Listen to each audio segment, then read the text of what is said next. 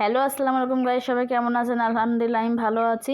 মাত্র 10 মিনিটে তালের রস কিভাবে নিতে হয় সেটা আপনাদের দেখাবো। চলুন দেখে নিই মাত্র 10 মিনিটে কিভাবে এত ঘন করে তালের রস নিলাম। তো প্রথমে নিয়ে নিলাম একটা বড় পাতিলের ভিতরে নিয়ে নিলাম তাল। তো তালগুলোর উপরে যে খোসাটা ছিল তো সেটা আমি একদম সুন্দর করে উঠিয়ে নিব। আর এই তালটা যখন পাকা থাকে তখন এগুলো খুলতে একদম সহজ, ইজি হয়, কোনো কষ্ট হয় না। তো আমি এক এক করে একটু একটু করে ছেড়ে নিচ্ছি, একসাথে ছেড়া যাবে না। তো পাতলা পাতলা করে চিকন চিকন করে ছেড়ে নিচ্ছি।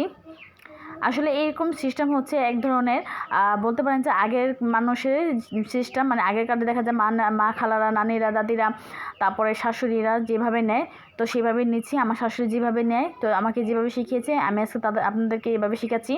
আর এইভাবে নিলে খুব দ্রুতই নেওয়া যায়। 10 মিনিটের ভিতরে তালের রসগুলো নেওয়া হয়ে গেছে, এত আহামরি কোনো সময় লাগে না।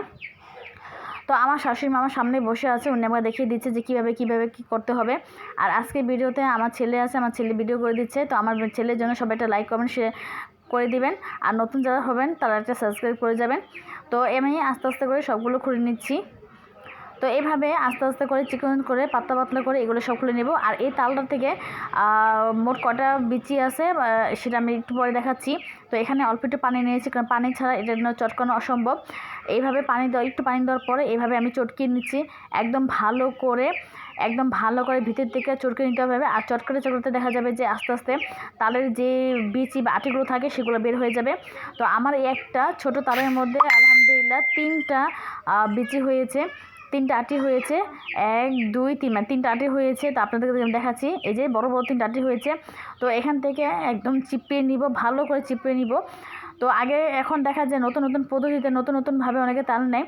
তবে আমি সবসময় আমার শাশুড়ির যে খাবারগুলো, যে রান্নাগুলো, যে কাজগুলো, ওগুলো আমি বেশি ফলো করি, কারণ উনি যেভাবে দেখায় আমি সেভাবেই করি। আর ওনাদের হাতের কাজ এখনও নিখুঁত, আর ওনারা এখনও সব কিছু পারে।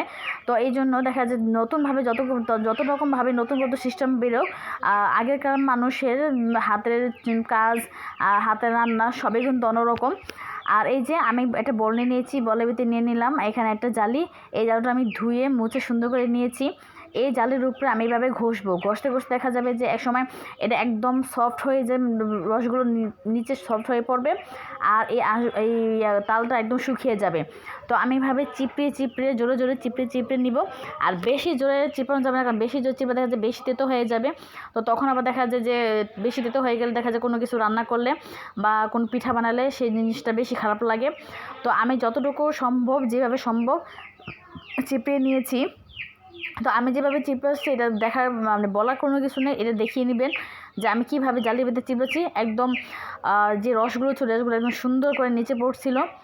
তো এখানে আমি আবার আরেকটা নিলাম। তো নেওয়ার পরে এইভাবে একটু সমস্যা হচ্ছিলো, মানে একটু বসছিল না। তো এইভাবে আমি দ্রুত করে চাপ দিয়ে ধরে তারপরে এইভাবে ঘষে নিচ্ছি। তো ঘষতে একসময় দেখা যায় একদম রসগুলো পুরোটা বের হয়ে যাবে। তারপর আমি আরেকটা নিচ্ছি। এইভাবে যতগুলো আটি হোক এইভাবে সুন্দর করে ঘষে নিতে হবে।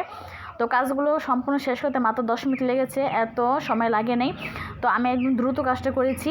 তো এইভাবে আমি একটু স্পিডটা বেড়ে দিয়েছি, কারণ আমি এইভাবে কাজ করেছি। আবার দেখা যায় যে ভিডিওটা বেশি লং হয়ে যাচ্ছে, এই জন্য একটু বাড়িয়ে দিয়েছি। তারপরে এই রসগুলো যে ছিল তো রসগুলো আমি এখানে ঢেলে দিয়েছি জালির উপরে। এই রসগুলো দেওয়ার পরে আমি জালিটা একটু ঘষা দিলে দেখা যাবে যে এই রসটা একদম নিচে পড়ে যাবে। আর উপরে যে সোবা যেগুলো থাকবে তো সেগুলো আমার হাতে এসে পড়বে। তো এই যে একদম সুন্দরভাবে নেওয়া হয়ে গেছে। তো আমি এই জালি আর এই বলটা আমি আরেক পাশে রেখে দেওয়ার পরে আমি এই আটিগুলো থেকে আরেকটু রস বের করব। মানে এগুলোতে আমি আরেকটু পানি দিয়ে রস বের করা যাবে, কোনো সমস্যা নেই। এটাতে রস এখনও লেগে আছে। তো আমার শাশুড়ি বললো যে আরেকটু পানি দাও, আরেকটু পানি দিয়ে দেখা যাবে আরেকটু রসটা বের হবে। তো আমি আরেকটু পানি দিয়েছি, দেওয়ার পরে এখানে আবার চিপটি রসগুলো নিচ্ছি। আর আমার ছেলে যেহেতু ভিডিও করে দিয়েছে, অত ছোটো মানুষ, মানে ওর বয়স আছে 7 বছর, ক্লাস 1-এ পড়ে।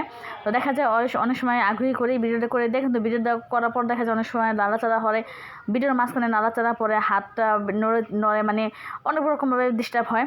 তো যারা আমার ভিডিওগুলো দেখেন তো আমাকে ক্ষমা চোখে দেখবেন, কারণ ভিডিওগুলো দেখা যায় আমার স্ট্যান্ড নেই, আমার ছেলেই বসে করে দেয়। তো অনেকটা হেল্প করে আমার ছেলে, ও আগ্রহী করে দেয়। তো ওর জন্য সবাই দোয়া করবেন। আর আপনারা কিছু মনে করবেন না ভিডিওর মাঝখানে যেভাবে নড়াচড়া করে ভিডিওটা। তো ফাইনালি আমি সবগুলো তাল চিপে নিয়েছি। আবার নেওয়ার পরে এই একটু রস হয়েছে, আর এই রসটা দেখেন আমি কত ঘনত্ব হয়েছে। মানে অনেক সময় দেখা যায় বেশি পানি নিলে নাকি বেশি পাতলা হয়ে যায়, আর ওটা জাল দিতে নাকি একদম অনেকক্ষণ সময় লাগে, আর ওটা একটু তিতো ভাব লাগে। তার জন্য আমি এই যে ঘনত্ব করে নিয়েছি, মানে যে তালটা রস বেশি সেরকম ঘনত্ব। তো আমার শাশুড়ি বলে যে এই তালটা নেওয়ার পর নাকি জাল দিতে হয়, আর জাল দিয়ে নাকি তালটা নাকি ভালো থাকে। তো এই জন্য আমি একটা পাতিল নিয়ে নিয়েছি, পাতিলের ভিতরে আমি এই যে রসগুলো ঢেলে দিচ্ছি। আর রসগুলো ঢালার সময় দেখছেন যে কত সুন্দর একদম ঘন হয়েছে, কোনো পাতলা হয়নি। তো দেখেন একদম রসালো ঘনর মতন কত সুন্দর হয়েছে। তো মাত্র 10 মিনিটে আমার তালের রসগুলো নেওয়া হয়ে গেছে। আর আমার এই রসগুলো নেওয়ার ভিডিওটা কেমন লেগেছে সবাই কমেন্ট করে জানাবেন। আর যদি নতুন কেউ হয়ে থাকেন এটা সাবস্ক্রাইব করে আমার পাশে থাকবেন, আর পুরোটা ভিডিও দেখে এটা লাইক দিবেন। তালের রস দিয়ে পিঠা পায়েস রান্না করব, তখন আপনাদের কাছে নতুন ভিডিও আনবো, নতুন ভিডিওর অপেক্ষা থাকবেন। আর এই পর্যন্তই। তো আজকের ভিডিও এখানেই শেষ। আল্লাহ হাফেজ।